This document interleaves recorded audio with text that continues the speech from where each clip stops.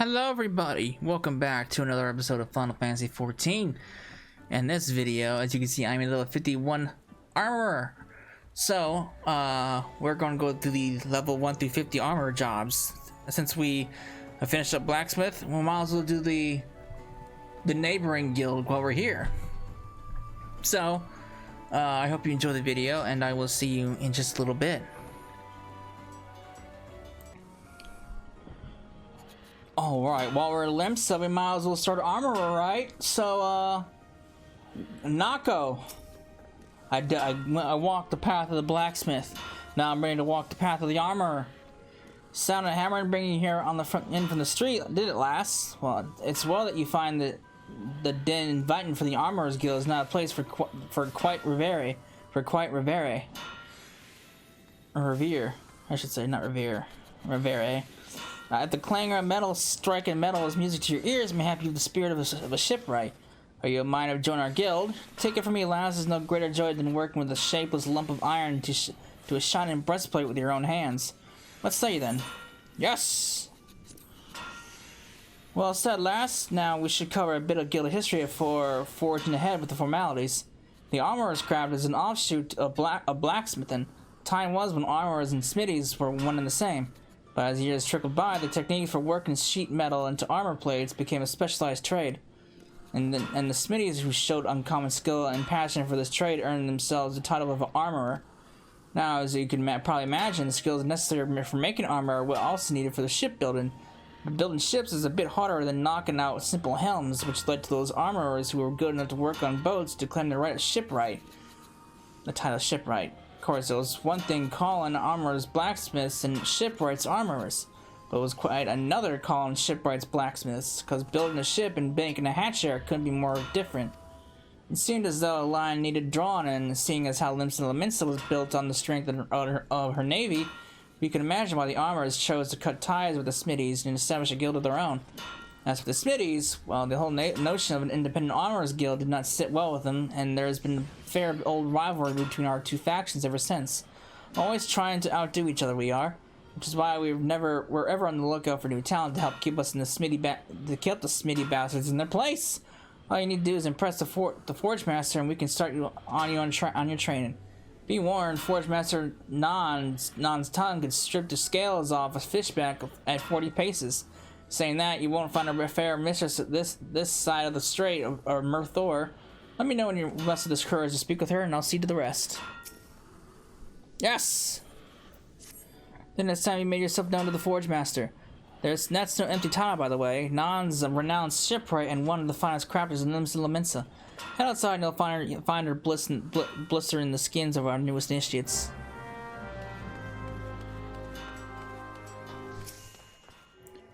Another aspiring armorer, are you? Welcome. I am Nan, Forge Master of this guild. I take it Nako has explained to you the history and nature of our craft. Good. I have little to add on that front save this. The life of an armorer is not an easy one. Day after day you will pit flesh and blood against iron and flame, and without a passion for the forge you will fail.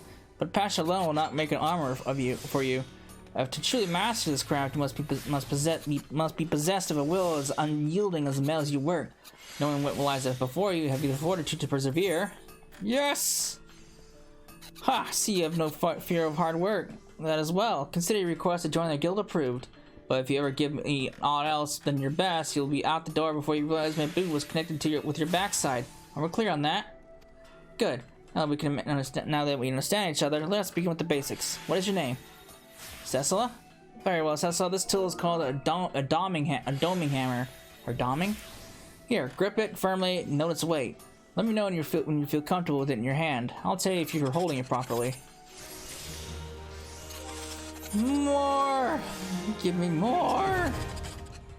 This blacksmith tool. Where's my Because blacksmith and armor suits are so close, so familiar. Make a new gear set.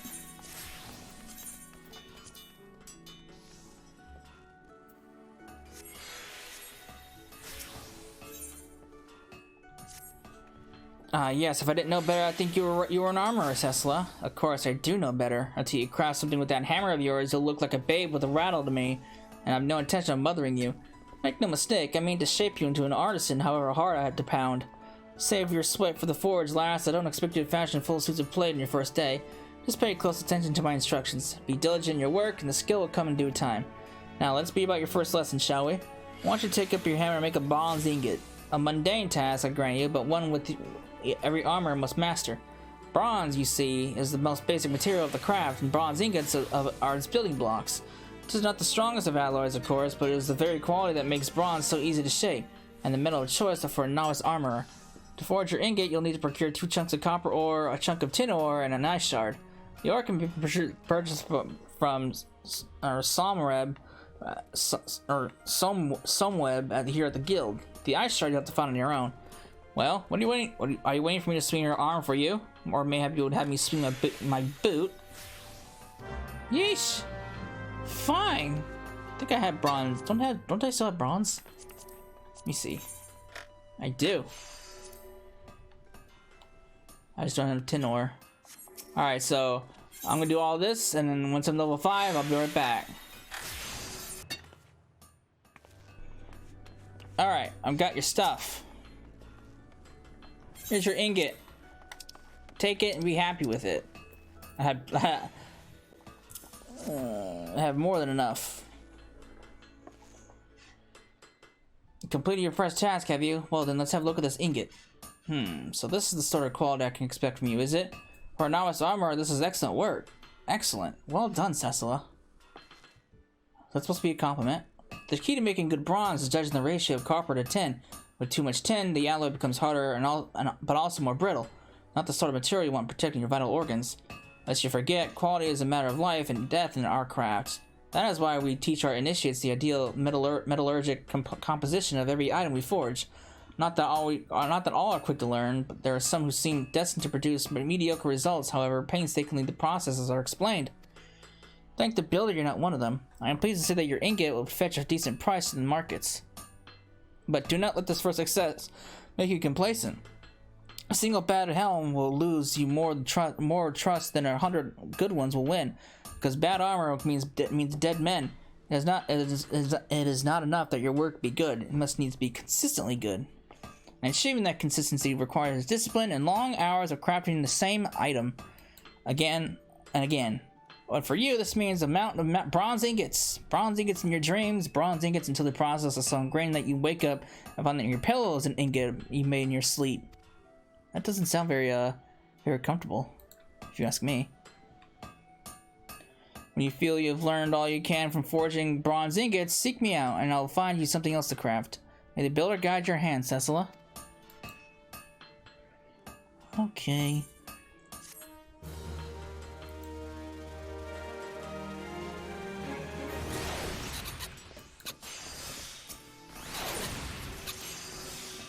Cecil, I take it you're now intimate with every aspect of the bronze ingots production. Good, then you can assist us in a pressing matter. It seems that one of our younger members, Swithin, accepted an order which he would struggle to fulfill in thrice the time he promised. While I'm tempted to let him squeal under the weight of his own ambition, the guild is not in the habit of delivering late. Several veteran armorers have volunteered their services, but I would also like you to assist in this matter. On the one hand, you'll be helping to spare the guild unnecessary embarrassment, and on the other, you'll be deepening your understanding of the craft. The builder could not have planned it better. For your part in this endeavor, you are to craft 3 bronze hoplons. We need bronze plate and maple lumber to make the shields. While we're on the subject, how have you been acquiring your materials? Markets are a reliable source, but have you considered making an arrangement with a miner or botanist? As you have gleaned, the craft calls for near constant supply of copper and tin, both of which are commonly mined in the region of Thanolin. Should your purse grow too light for comfort, there is little to stop you taking up a pickaxe yourself. For the time being, however, I want you to concentrate on honing your skills as an armorer. With the fundamentals under your belt, hoplons shouldn't prove too challenging. And do not fall into the trap of complacency. Poorly wrought shield is worse than no shield at all. Of each piece you craft, however simple, must reflect the utmost attention to detail. Make the guild proud, Cecilla. Alright. Great. Bronze hoplons, I can do that. Bronze plates, of course I have to actually make the plates, so I need 6 bronze plates and 6 maple lumbers. Can I actually... So, give me the lumber. Or I can just buy them.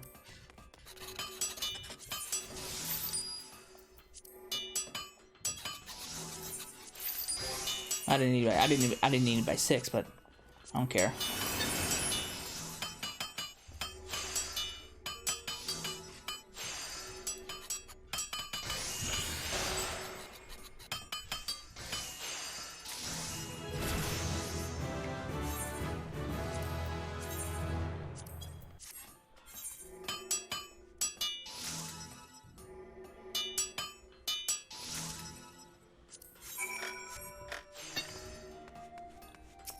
Alright, here's your hoplins.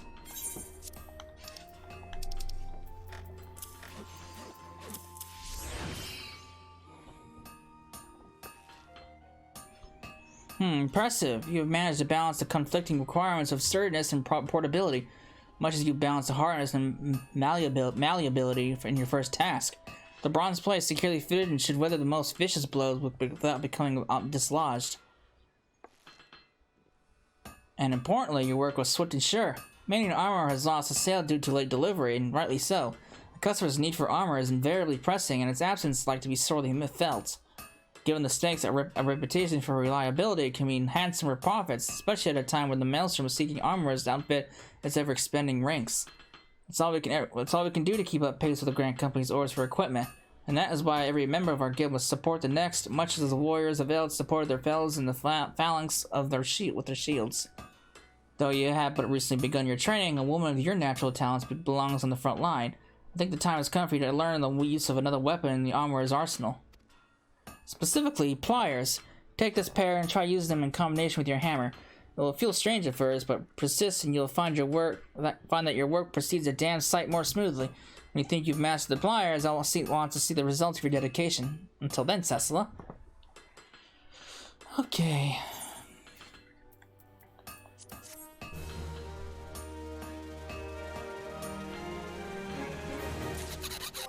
Equip those. And that's it for the level 1 through 5 quests of armor. So I'll be back when I'm level 50 where we can continue.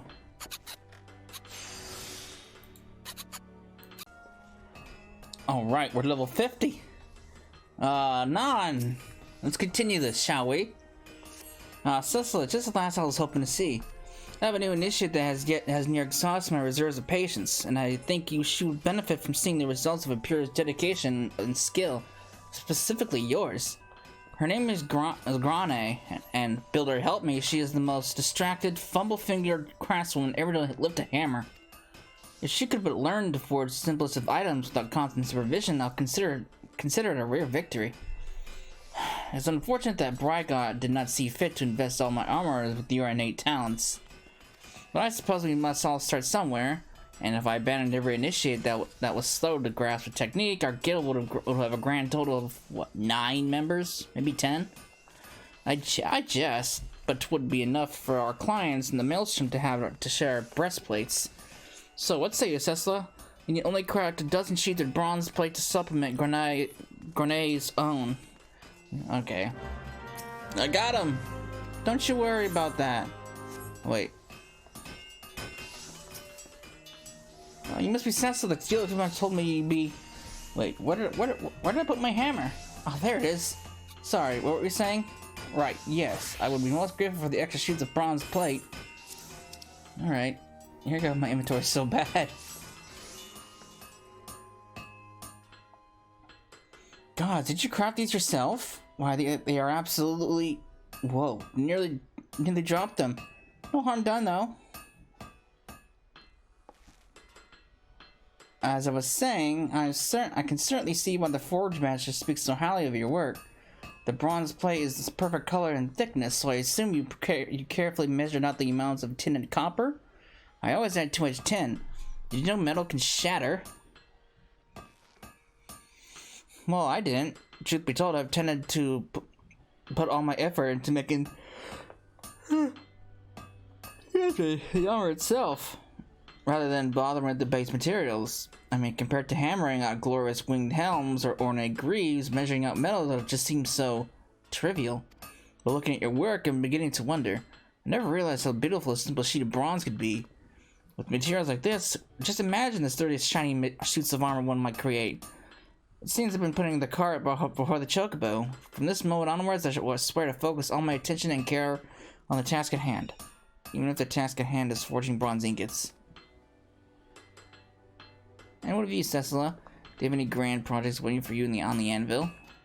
I overheard some of the senior armorers boasting about the coin they made through tradecraft levies. Might that be something you'd consider? They say Tom Cree, or the Drowning Wench, is the one to talk to, and that's where I'll be heading once I improve my technique. Now, where did I put my hammer? It's on your waist. I can see it. I can see it right now. She wasn't kidding. Very distracted. Where have you been, Cecil? There's work to be done. I need you to speak with another novice, a lass by the name of Drist Wida. I was due to do a barba and a buckler from her a few bells ago, but I found myself standing here with nary a nose guard. Lest you wonder, Drist Wida is nothing like Grenade. She's as dedicated to the craft as you are, and I've never known her to miss a delivery. Something must be amiss, and I really need to find out what. I'd go and ask her myself, but I fear my usual approach will do more than harm than good. The lass might be built like a stack of anvils, but she flinches at the merest hint of criticism. That's why I've decided to assign you as Drist Wida. Oh my god, I can't say this lady's name. I'm just gonna call you Drist. Drist, supervisor for this job. I'm counting on you to sort this out, Cecilla. Alright. Where are you at? What are you doing over here? Pleasure to meet you, miss. I'm sorry that Forward Adventure had to interrupt your work so that you might assist me with mine. I do hope you're not angry. I don't know if I could endure another dressing down. As pathetic as it sounds, it's actually the reason why my delivery is late. I just can't bring myself to work. I'm sorry, I should start from the beginning. A short while ago, I received a visit from an armorer by the name of Blancier. I'm just call him Blonde. She is one of the old guard, a true veteran of the guild. After but a single glance at the armor I'd made, he held him at work and wasn't fit to cover a kobold's arse. And now I can't banish the scene from my mind. His face twisted in anger, those scornful words. Am I truly so talentless? The shame it paralyzes me. If he had explained the flaws of my work, I might endeavor to correct them, but I couldn't bring myself to speak to him, or to anyone else for that matter. Not until now. Might you speak with Blonde on my behalf? I would know the reason behind this reprimand. All right, let's just see what let's go find out.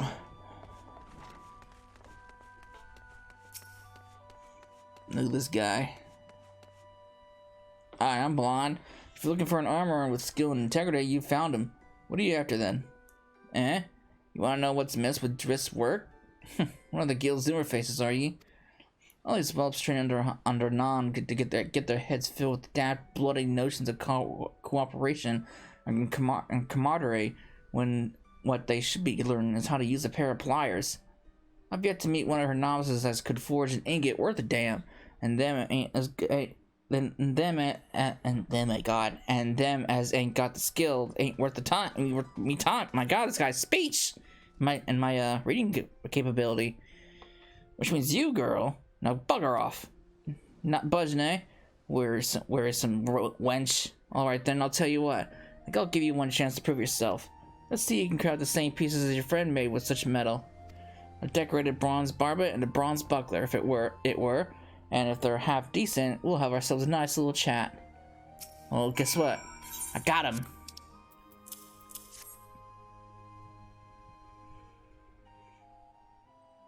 Back at last, are ye? I was beginning to think you'd crawl off to old Dot to buy the damn things from a back alley peddler. Anyway, let's have a look, shall we? I did buy them. I did buy them off the market board. Let's not tell him that. Bugger me. Are you sure you made these yourself? Huh. Seems at least one of Non's whelps knows the difference twixt hammer and sledge. Build or take me, you've some talent, lass. This barbet well shows the character of your work, precise and uncompromising as it should be. You've realized that forging a helmet ain't a matter of slapping a few molded sheets of bronze together. Nice. And your buckler's just as good. Small knight, but a damn sight sturdier than the shield's twice the size. Didn't expect us to be saying this, but I'm impressed. With this little quality and polish, you could make a tidy living for yourself as an artisan. But you're the exception as proves the rule, lass. The fact is, the other novices ain't fit to lick your boots, tourist included. So, you can tell her this from me. If you have the time to wallow in wounded tears, you have the time to examine your own mistakes. There's no room in this world for craftsmen who can't criticize their own handiwork. So, learn how to gauge your failings and correct them, or hang up your bloody hammer. I mean, it's criticism, so you can't complain. Oh my god. As you can see, it's like 1 a.m. and I'm doing this, and I'm kind of tired.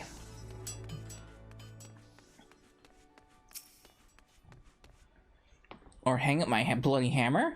Well, thank you for passing Blonde's advice. I believe I understand what he means to say, but not everyone has the inner fortitude to endure such criticism, be it from oneself or from others. If such strength is required to master the armorer's art, then mayhap I have mistaken my calling. I joined the guild with the dream of following in Nan's footsteps, but I see now that that was folly. I shall have to think long and hard about my aspirations. Please convey my apologies to the Forge Master for the delay.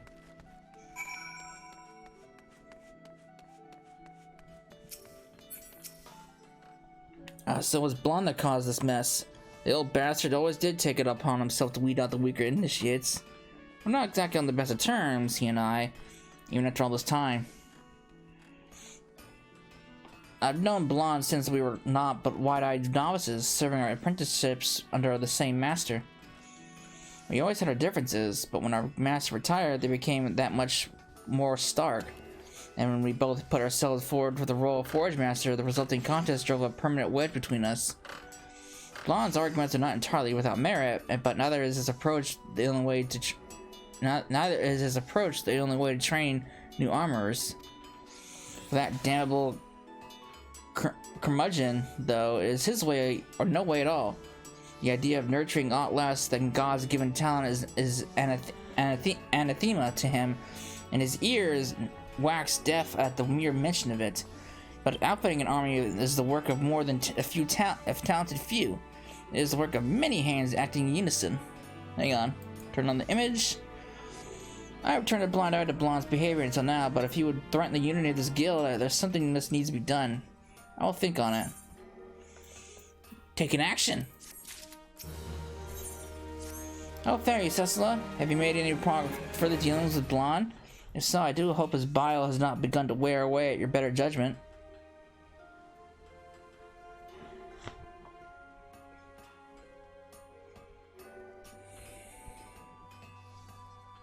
That about that.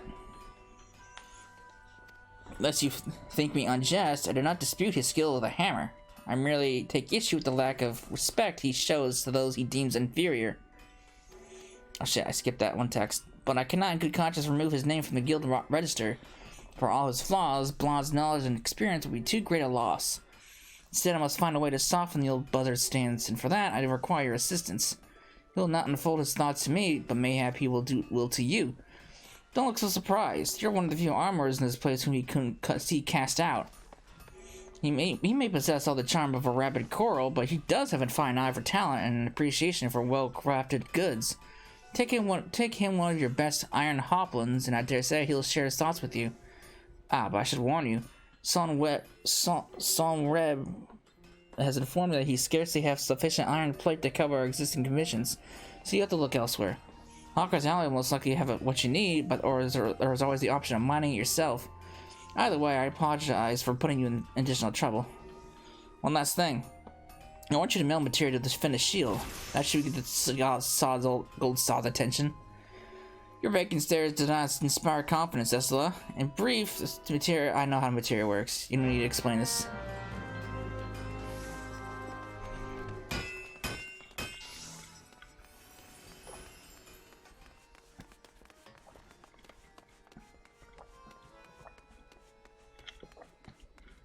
Alright. What do you want? Not have you running errands again? Got a shield. What's this? Brought me a shield, have ye? With materia? Impressive. But don't imagine that bit of materia is enough to make up for shoddy workmanship. I ain't the kind to be blinded by sparklies, lass. Now, let's take a close look.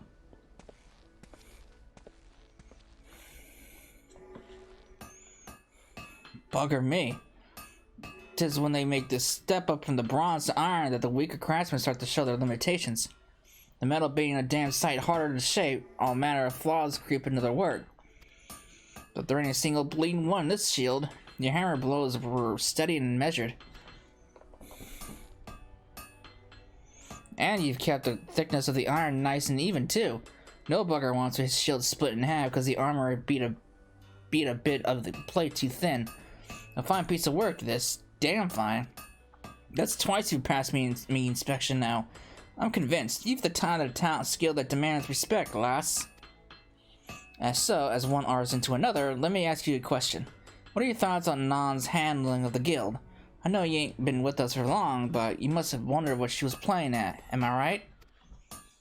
If you ask me, this soft-hearted wench is polluting the damn place with blundering amateurs. Our armor is not but name. An armorer crafts gear as keeps men alive.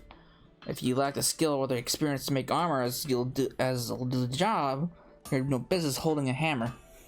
Just imagine what would happen if a breastplate made by one of them lackwits fell apart in battle, and not just to the poor bastard wearing it, but neither.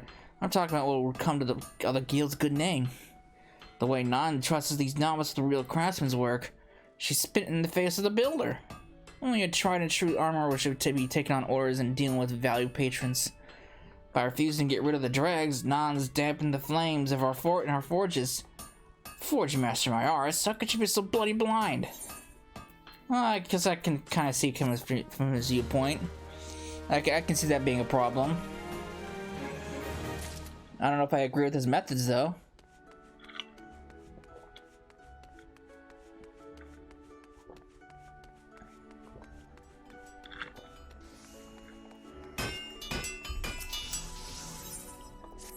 There you are. Tell me, were you able to prize anything useful out of Blonde? What do you have to say? Dampen the flames in our forges. A familiar refrain. That stubborn old sod will never understand why his way is doomed to fail. Not that he's ever even thought to question it. If we chose not to pass on our knowledge, all the techniques and methods we perfected over gods know how long are destined to perish along with us. Blonde bemoans the dampening of our forges' flames, yet while advocating the cause which would see them extinguished altogether. And that is why I will continue to expose all of our initiates to as many facets of the craft as I can, until such time as I die or am replaced. I may add that you yourself stand as a shining example of how effective this approach can be. I will not force the issue, but you'd make the perfect champion for my cause. That said, Blonde has apparently come to much the same conclusion. He submitted an order that asks for you by name. The order is for a single steel ingot, but being the difficult bastard that he is, he doesn't want just any steel ingot. He wants an ingot of the purest steel, and that will require the best materials you can get your hands on. Well, I'll not keep you any longer. You've work to do and a cantankerous artisan to impress. I botched that word. I can't even say it. Cantanker. I don't know. I give up. You're here to deliver that ingot, lass? Here you go. Here's your damn ingot.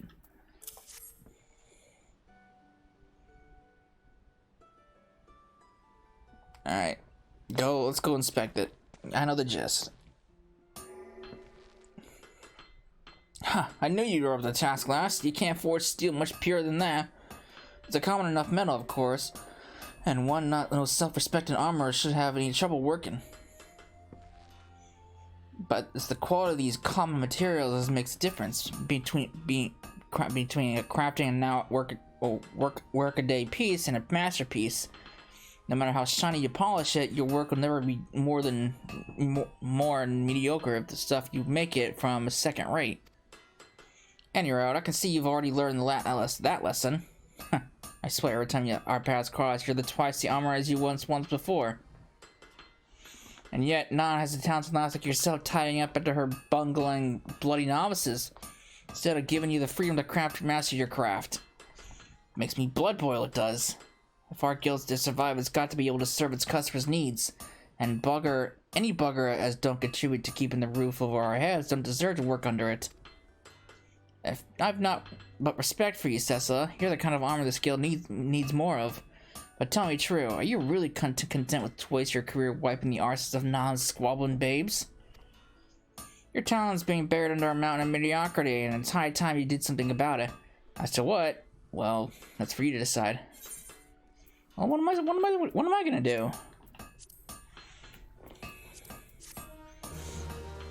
I mean, I don't have very many options.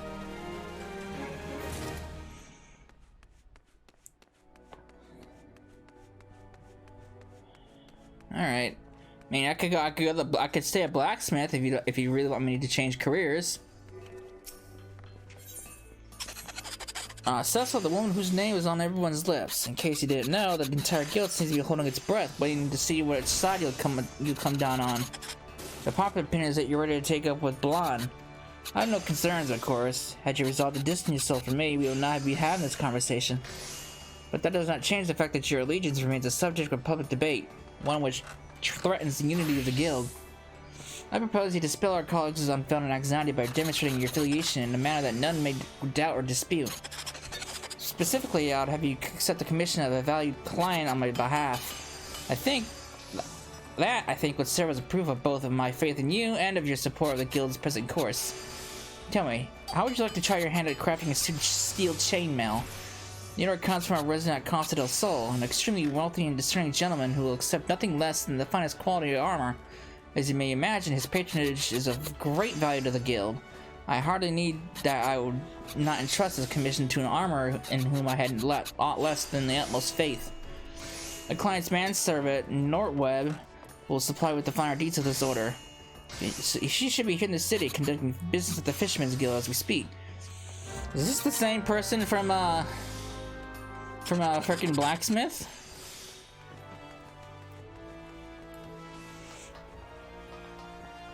Let me guess, this lady is probably a servant.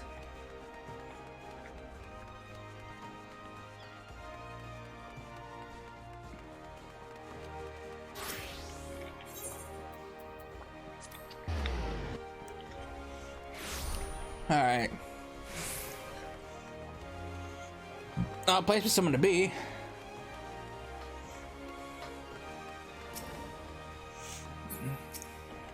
Greetings and salutations. What an honor is to meet one of Limensa's famous artisans.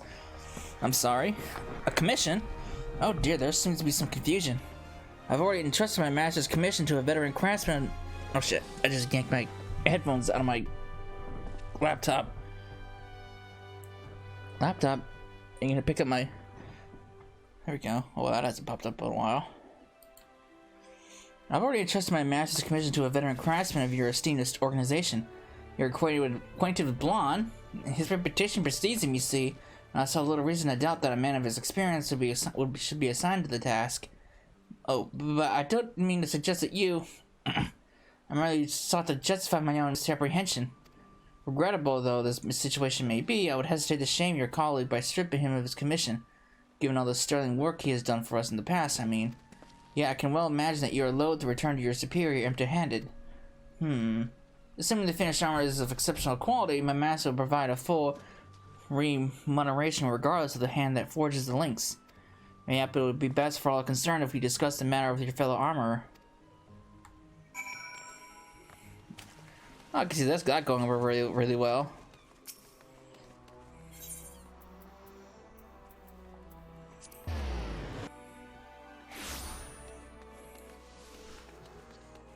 Alright.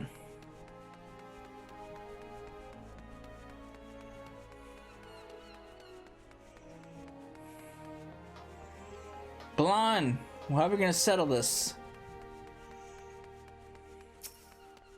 Well, if it ain't Non's lapdog. I heard about your little show of allegiance.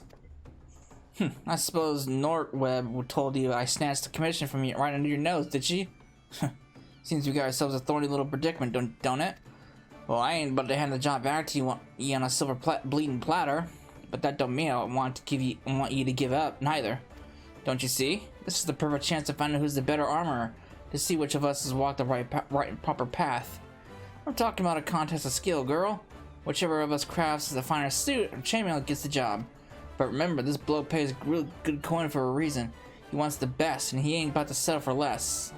Not that he'll have to, of course. Your armor need to be bloody flawless to be better than mine. So our mate will be getting his money's worth whatever happens. Once you're ready, bring your armor back, and we'll lay it out next to mine. We both got our pride, so I reckon we can judge the results fairly for ourselves. Now bugger off. I got it. Here's your armor.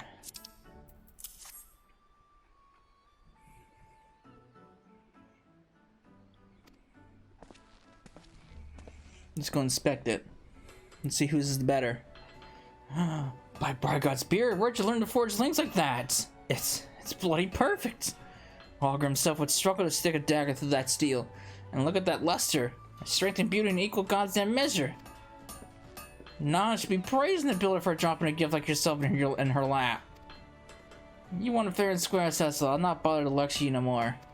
I'll take your beautiful's bloody chainmail to Nortwhip herself and let her know who it was has crafted it.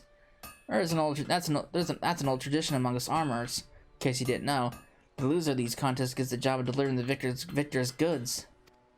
Bah, gloat while you can, lass. You just joined Nons at the top of me list. This ain't over, not by a long shot. Oh boy.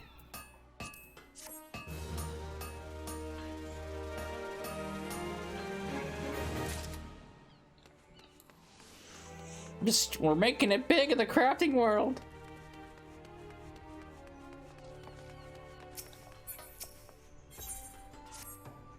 Greetings, Cecil. I hear word you bested Blonde in an armorer's contest of skill. An impressive feat, and one of which you should be proud. But I'm afraid you made a most troublesome enemy, for he is both persistent and vindictive. As you well know, I speak from bitter experience for that matter. Rather than dwell on this unpleasant rivalry, however, I would have you focus on your craft. Ready your hammer and pliers, Cecil. There is much more to do. Master Lingoth over at the Bismarck has commissioned a new steel fry pan. And as one might expect of the head of the Culinarians Guild, he accepts only the finest of wares. Now, compared to pounding out thick, protective plates of armor, cooking utensils, while generally much smaller and lighter, require a somewhat more delicate touch. You must bring all your concentration to bear, lest you risk ruining the entire piece with a single misplaced blow. In light of recent events, which have no doubt left your mind scattered, I believe a task that fully engages your faculties will prove beneficial. Let's not keep Master Lingoth waiting, Cecila. To the forge with you. Got it.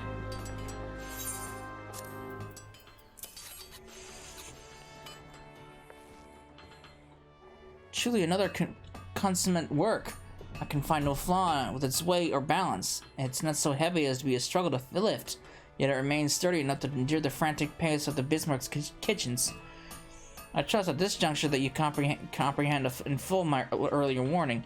To produce a fry pan of this quality would most certainly have required your undivided attention, and I can tell this item would just receive just that. The consistency of the metal's thickness is all the evidence one needs. This type of precision should not be undervalued. In this case, should the fry pan be poorly forged, the heat of its cooking surface will be uneven, and such flaws are unacceptable in an exacting culinarian such as Master Lingoth. Only the sturdiest of utensils, however, rarely last him for more than a few seasons. It is a struggle to find armorers who can meet his demanding specifications when he turns to our guild for replacements. I had long intended to assign this commission to you, but your encounter with Blonde had me doubting your ability to concentrate. This is one of those rare occasions when I'm happy to be proven wrong. Your uncompromising attention to detail continues to be an inspiration to your colleagues. Speaking of details, there is one that remains untended.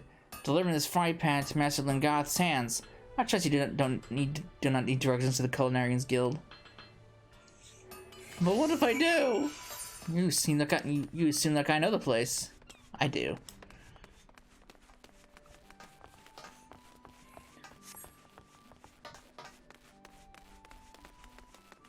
Okay. Let's make our way over there.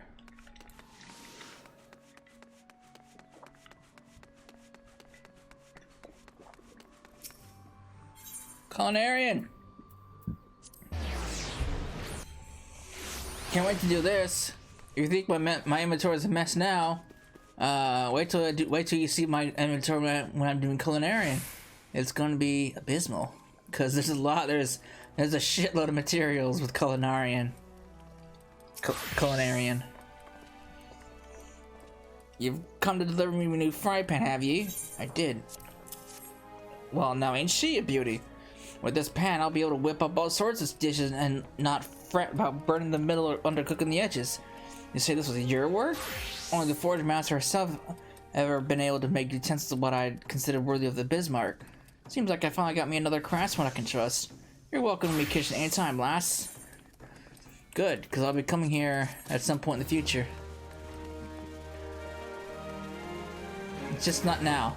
I'll probably do culinarian last, considering how much inventory space I'm going to need. Maybe not for Cessla, but definitely on my main.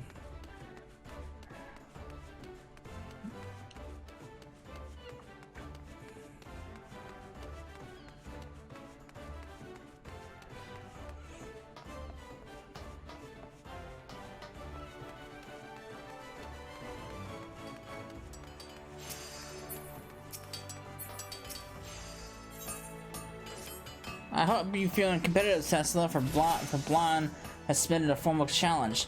It seems he means to recover the pride you cost him with your previous victory. He's an overgrown, sulky child who sees his fellow colleagues as not more than rivals. In his tiny world, all that matters is who is the best, who is the brightest, and who is the most able to provide immediate value to the guild. Now, I'll be lying if I said I did not also take such factors into account. You well know my demand for excellence, but the methods we take to reach it differ vastly. Blonde will run a guild of exclusion, one in which an adventure like yourself would have been unwelcome. The lack of sense in that is clear. He may be equal in skill and technique, but it is this narrow perspective that weighted the balance against him in our contest of the guildmaster's chair. I won and he lost. The simple fact plays an enormous role in the enmity that now lies between us, and I'm certain the past defeat is no small part of what fuels Blonde's present desire to provide himself your better. I regret that this is ridiculous feud has drawn you into its bitter maw, but if it means seeing that stubborn old dodo put in his place, then I'm just childish enough to myself to encourage you to accept. Blonde awaits you in his usual haunt. Go to him and show him the steel to pick up the gauntlet he's thrown down. It seems like a simple task to do.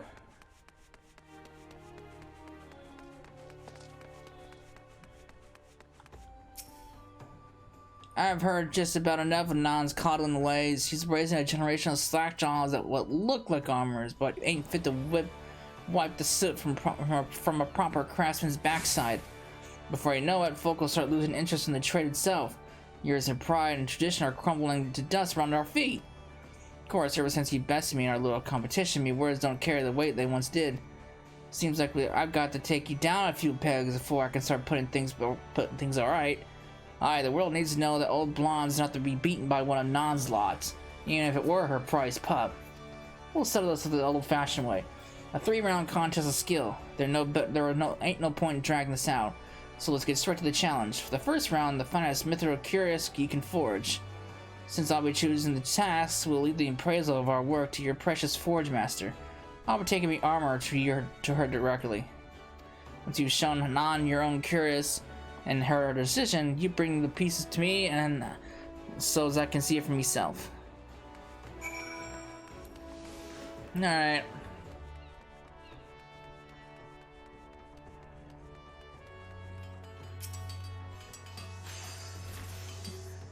Alright. Here's your stuff.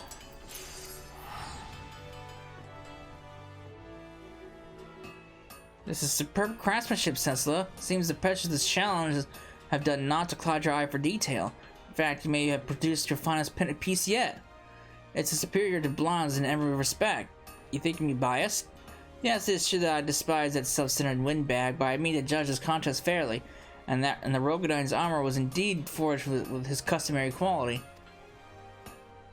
But it is thus that the brilliance of your cuirass that shines all the more brightly in it for improving the work of a master artisan. Mithril is a notoriously difficult material to shape. Yeah, see the gloss of these plates? Not a single imperfection to mar the surface. I have cast an eye over many a suit of armor, but it is refreshing to know that I can still be impressed. The first round goes to you. I only wish I could be there to see Blonde when he's shown the masterpiece you created.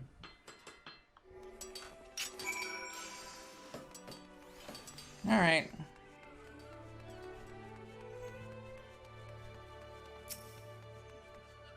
So, Nan chose your armor over mine, did she? Surprise, surprise. Come then, Putt, let's see this bloody work of art. Huh. Well, you've not been neglecting your craft, that much is certain. I can't rightly disagree with her decision, but the next round will be a different story. You can be sure of that.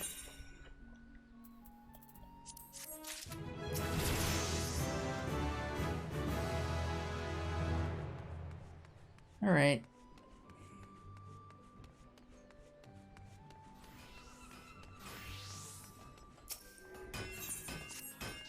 Blonde has notified me of the challenge of the second round of your contest.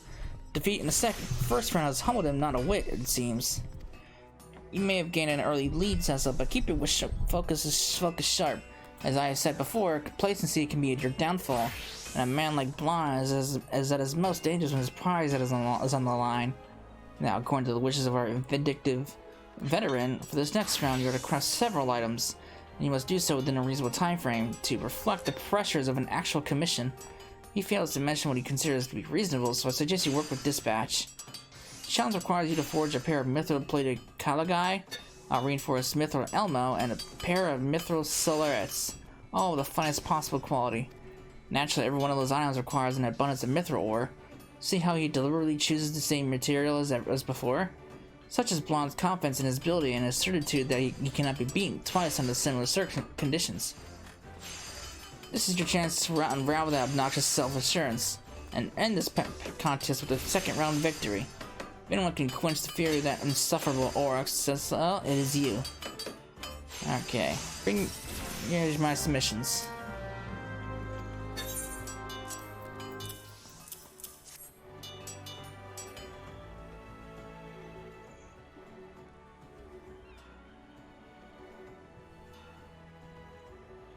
What you think? Well done, says Slightly. Work is flawless. I would declare you victor this very moment, except I need you to relinquish this armor to the guild. As for the why, it concerns some potentially dire loss of trust and reputation. Do you recall the time you aided one of our novices with an order of bronze hoplins? Well, I'm afraid young Swithin has failed to deliver once more. He hasn't improved much in his craft, spurred on as he was by your example, but again the lad accepted a commission he could never hope to honor, and one does not break a promise made to the maelstrom. I could drop full responsibility for this failure onto Swithin's unreliable shoulders and cast him out of the guild, but what worth is a guild that does not support its own members when they truly need it? Blonde's a harsh man, but not entirely without reason. If you explain the circumstances, he may grant you a few extra days to forge your submission anew. What say you, Cecilla? Will you yield your work to the guild? Fine. Bargod's blessing upon you, Cecilla. Swithin, come over here and show us some gratitude. I don't know how to repay you for saving my neck yet again. I'll never forgive myself if I cost you your victory over Blonde. But the compassion you and the Forge Master have shown me this day will not be squandered. This I promise you. I'll work twice as hard, 3 times even. We're in your debt. I'll arrange to have these pieces delivered to the Maelstrom Quartermasters immediately. Meanwhile, you should hurry to Blonde and explain the delay in your submission. Well, shit. All that hard work for nothing.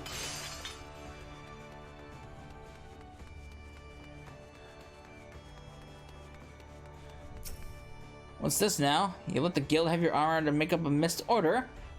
What'd I tell you?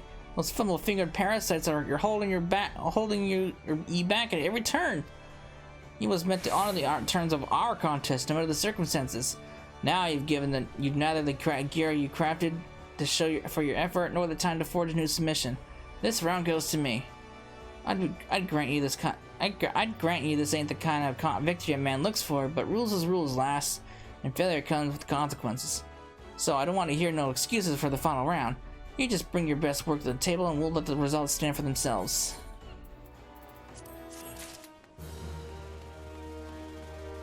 I better make this out to be a complete banger then.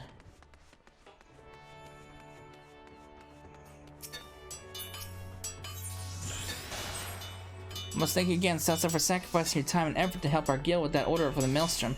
It behooves us not to fail clients such as they, no matter the reason. But as our fate, we are rarely afforded a respite for the flames of the forge. I have recently been informed that Admiral Merrill will inspect the various organizations, our own Armorers Guild included, and their role is in promoting Luminous trade with the East. The impressions made during this inspection will have a direct influence on whom the Maelstrom chooses as the provider of its equipment and other sundry supplies. Blonde, in his usual arrogant manner, has proposed that we seize this opportunity to have the Admiral herself serve as arbiter for the final round of your contest.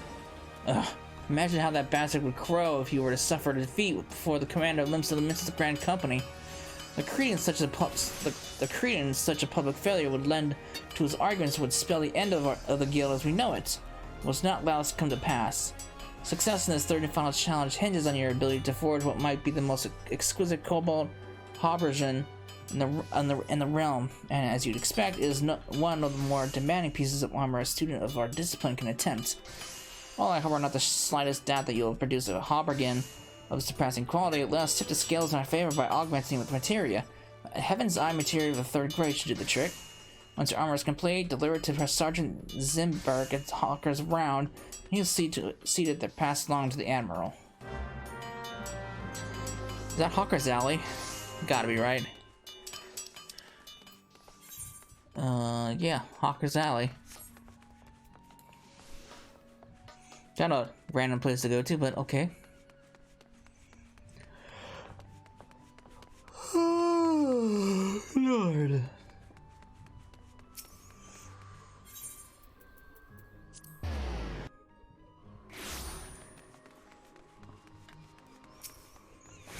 Sasarai, you have a Cobalt Habergen for me then. It will not do to keep Admiral Merrill waiting.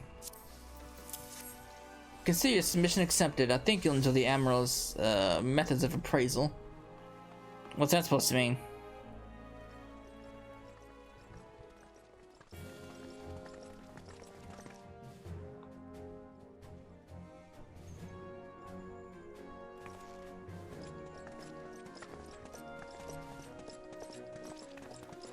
Cessla, Blonde, this is the final round of your contest. The final round of your contest will decide victory or defeat. May the best armorer win.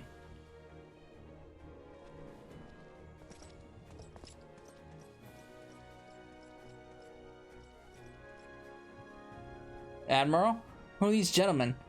And where are the mannequins? I find little can be learned from insipidly lifeless models, so I've decided to take a different tack. My men will wear your armorer's submissions instead. I see. Do you intend to take on varying poses for your inspection? In a manner of speaking, we wish to determine the quality of the armor, do we not?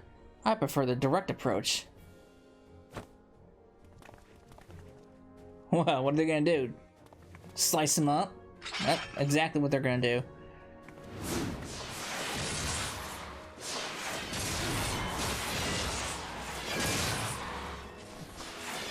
I got spear. What kind of reprisal is this? Appraisal. You really that surprised, Non? No fun way to test your gear within the heat of the battle. Using flesh and blood warriors is hardly necessary. What are the risks of the injury?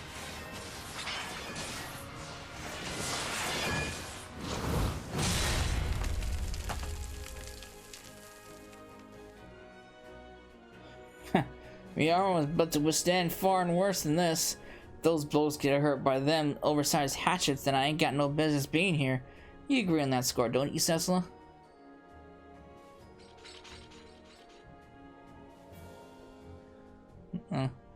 Looks about the same to me. Well. It appears your claims to excellence are more than empty boasts. Let's raise the stakes, shall we?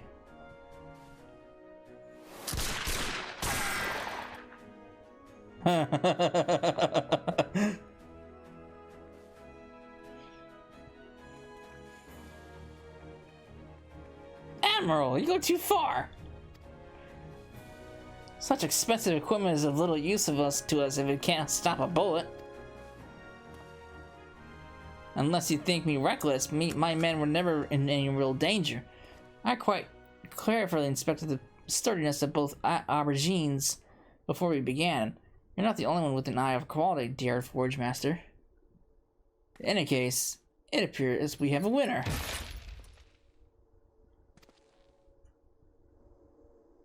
I don't believe it. The shot punched through me legs? What's so damn different about your armor than mine?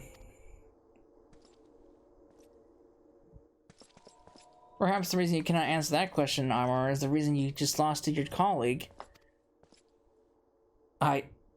Bloody hells. Poor guy. This was the most educational and entertaining experience. When the mail ship next finds itself in need of replacement equipment, I believe I know just the sort of armor to whom we shall turn.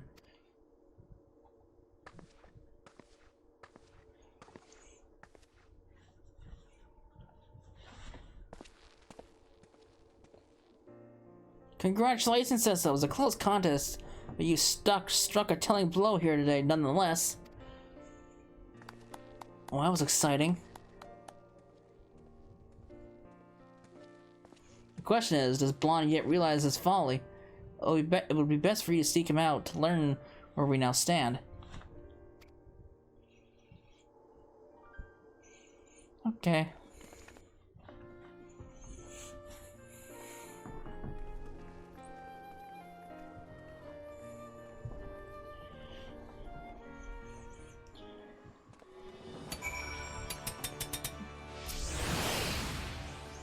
Alright, back to the Aft Castle. That's not the Aft Castle.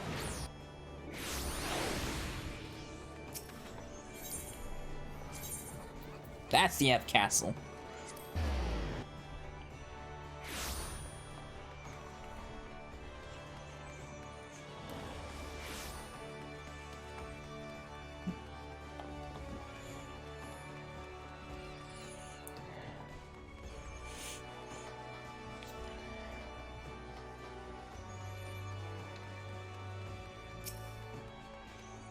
Gotta see me beaten, broken, have you? You even made a bloody fool out of me.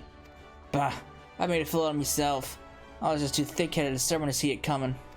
Reckon I ought to steer clear of the guild business for a time. Give me some distance to think on all this. But you tell that harpy Nan that she better not let this place fall to pieces. I'll still be watching.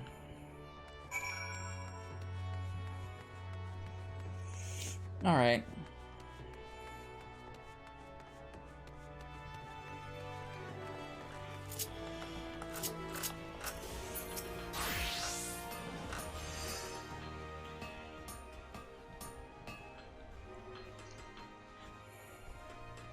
How very like Blonde to have the last word. At least now he seems to have grasped the idea that his way is not as absolute as he believed. After all, the greatest source of innovation is found in our connection with the others. For instance, did you know that kobold was the original pronunciation of cobalt? It was through the betrayal that those beastmen miners that we first encountered and subsequently refined to the use of cobalt ore. Without such contact, it is unlikely that the armor you forged for the last round of your contest would have even exist today. There is only so much an armor can achieve on our own. It is mutual respect and a healthy dose of friendly rivalry that truly spurs the improvement of a craft. Blonde's gravest mistake was to see his rival as enemies. By walling himself off from his peers, he denied himself the knowledge of techniques which you were grateful enough to deceive. His defeat was inevitable. And it was your determination and skill that taught him the dangers of stagnation. You embody everything I stand for, Cecil, and the guild's richer for your presence. Thanks, lass.